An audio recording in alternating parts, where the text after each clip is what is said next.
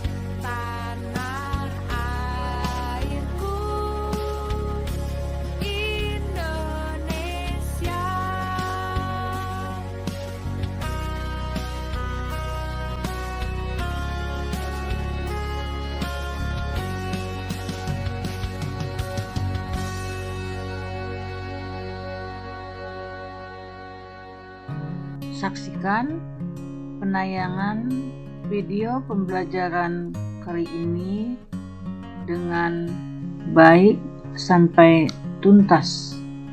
Teks deskripsi adalah teks yang menggambarkan suatu objek dengan jelas sehingga pembaca seolah-olah merasakan apa yang dirasakan langsung oleh pengarang. Pengarang dengan sangat jelas menceritakan apa yang dilihatnya, didengarnya, dan dirasakannya. Ciri teks deskripsi yang pertama adalah menggambarkan objek dengan jelas sesuai dengan sudut pandang penulisnya dan bersifat personal. Seorang penulis karangan deskripsi yang satu dengan lainnya akan berlainan.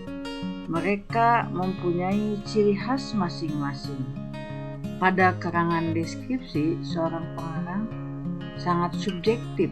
Isi karangan deskripsi sangat bergantung kepada kepiawaian seorang pengarang di dalam mengolah bahasa dan pilihan kata yang digunakannya.